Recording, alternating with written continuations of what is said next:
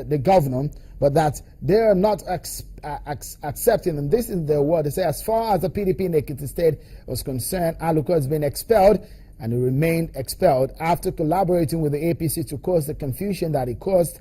I can say it categorically that Aluko is not welcomed in the PDP in Ekiti State. Perhaps he is targeting the next convention of the party so that he can perpetrate another treacherous act. But I can tell Nigerians, especially our teaming members and supporters in Ekiti State, that even though we respect our leader, Governor Fayose, and we trust his judgment, a treacherous man like TKO Aluko is not welcomed in the PDP. That's Jackson Adebayo, Ekiti PDP spokesperson. Let me quickly return to my guest now to give us perspectives into this matter. You've heard what has happened to the general there who was in charge of the military on the ground in Ekiti State, and what the PDP is saying about the man who came forward with the allegations and all of the scenario playing out. What do you make of all of this? So it's clear that the reaction of the military is indicative that they found something amiss in the role played by the Brigadier General during the Ekiti elections. And they conducted investigations, and they arrived at the India judgment. They think he ought to be retired. What is curious, however, is the role Aluko and himself had played. Aluko had come earlier on this year to scream and shout that the lot of misgiving and shenanigans that occurred in Ekiti State. And he and his insider was given an hands-on approach of the report as to what he thought happened in Ekiti.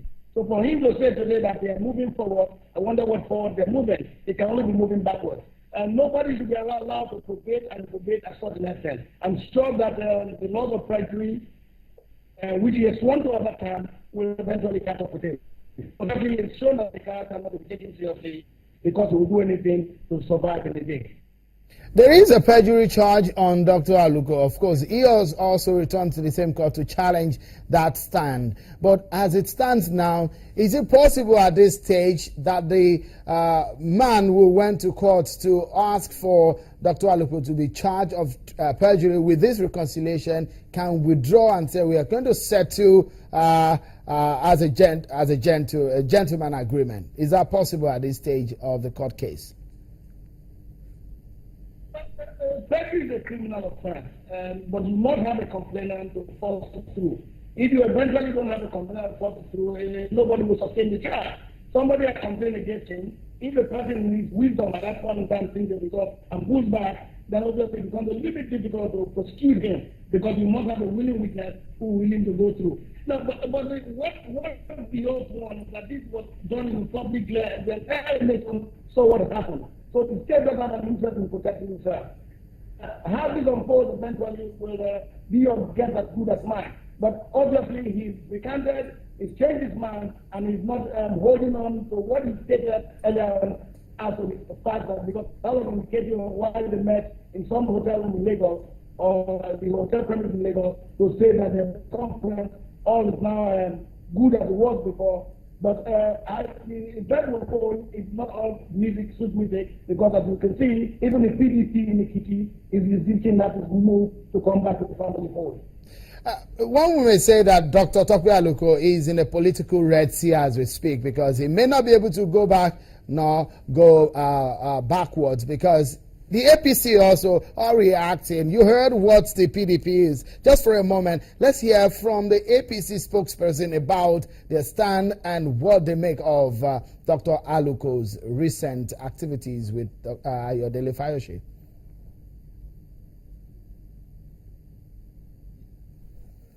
I want to believe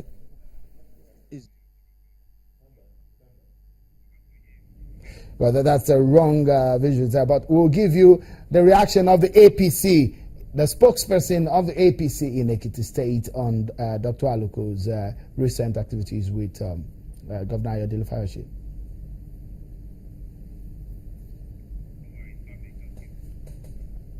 Well, we'll bring you that visual, but then one will be... Okay, we have it now. We see TKO as a member of a gang in PDP that has decided to reveal necessary facts that surrounded the mystery of the 2014 election. He has provided substantial information that has assisted in the unraveling of the crisis and the violence and the intimidation and the militarization of 2014 election and the outcome results. And he has not been the only one talking. And Captain Coley has equally spoken. And his revelations and others are some of the potent and evidence that's very good for the public. But that's the spokesperson of the APC in Ekiti State. Just quickly, let me round up with my guest, Mr. Dafe Akpede.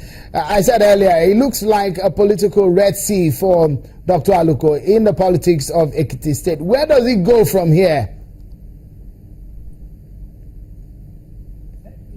Between the devil and the people, APC doesn't want him, PDP doesn't want him. The man has also finally gone to politics that day. I'm not fully speak on that case. You cannot take a position one day and take position and do a 360 degree somehow. That's what we can done. Say what you want. I'll follow my EkitiGate and people can decide to switch for this is the area. One Dr. Aluko has done from technical business and fully speaking, he himself done his political business. I'm saying, all right. Wonderful.